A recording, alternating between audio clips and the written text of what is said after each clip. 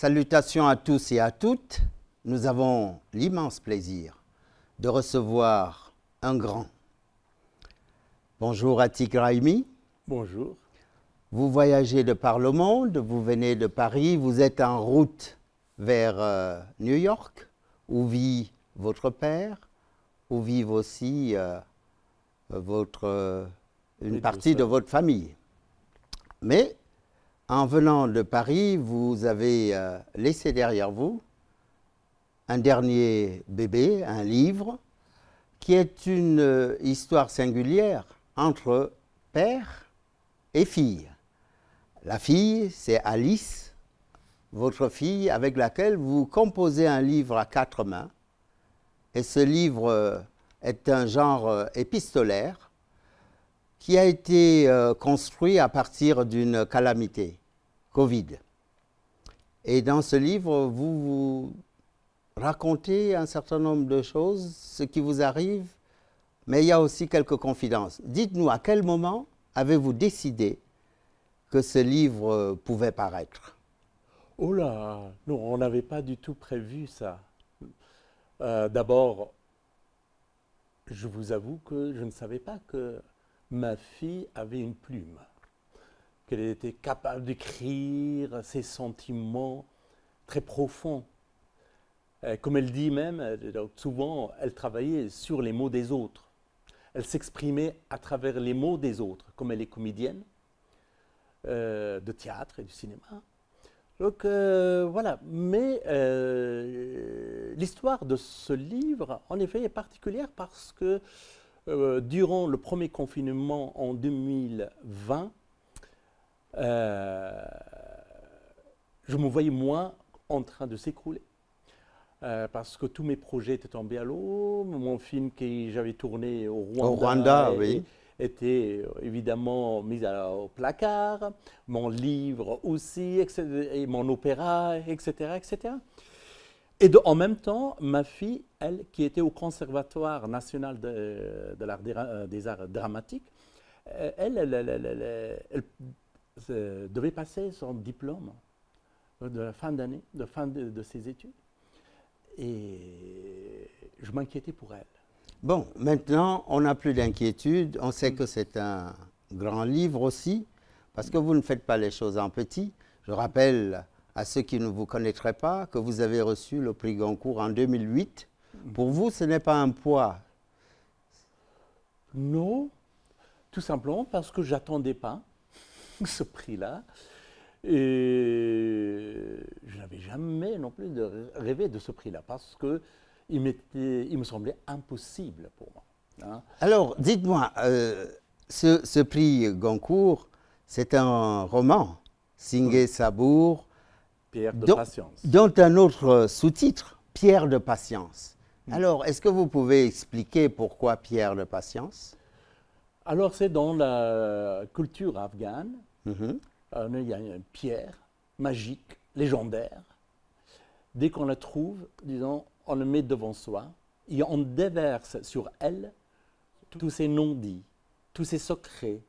La pierre est là, elle vous écoute, elle absorbe tous vos mots et un beau jour, elle éclate. Et ce jour-là, vous êtes délivré de vos souffrances et de vos misères. Donc, on a devant nous quelqu'un qui n'a plus ni souffrance, ni misère, mais qui est porteur, parfois d'eau. C'est un autre titre, le porteur d'eau, un autre titre de vos livres. Oui, les porteurs d'eau, je l'ai écrit, oui, quelque temps après la Pierre de Patience, 10 ans après presque. Mais, je vous avoue que j'avais commencé l'écriture des porteurs d'eau en 2003. Ah oui. Avant la Pierre de Patience. Mais dans ce livre, comme il y a beaucoup de choses de moi, peut-être, j'ai essayé de laisser de côté. De laisser mûrir. Peut-être. De poser aussi une espèce de tamis pour que ne reste que des choses essentielles que contient ce livre. Alors, pour revenir maintenant à votre actualité, à travers ce livre à 4 mains, quelle en est l'intrigue? Parce qu'on cherche toujours dans un livre une intrigue, et pour voir à la fin si la chute correspond à cette intrigue initiale. Donnez-nous un peu le fil conducteur comme ça. Le fil de conducteur, c'est un peu la mise en récit de notre vie. Et d'une certaine manière, c'est pour moi, me faire comprendre à ma fille certaines choses. Donc, parce que, oui, moi je suis venu d'Afghanistan avec une besace remplie de mes codes, de mes mots, de mes traditions, etc. Elle est née en France.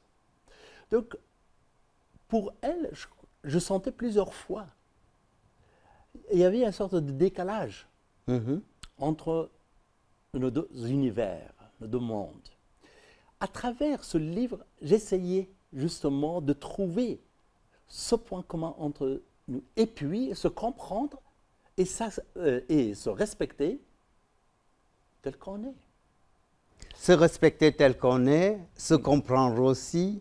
On voit que vous avez réussi à coudre à travers un fil qui est commun, à travers à la fois les arts que vous pratiquez.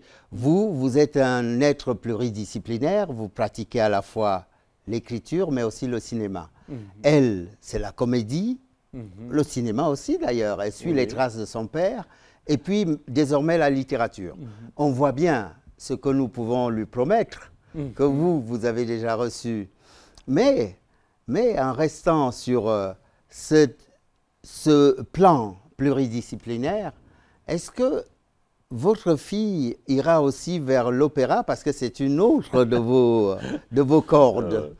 Alors ça, je ne sais pas. Non, je vous avoue que justement, une des raisons pour lesquelles j'ai écrit avec Alice, enfin, ces lettres-là, c'est pour lui donner une certaine autonomie. Vous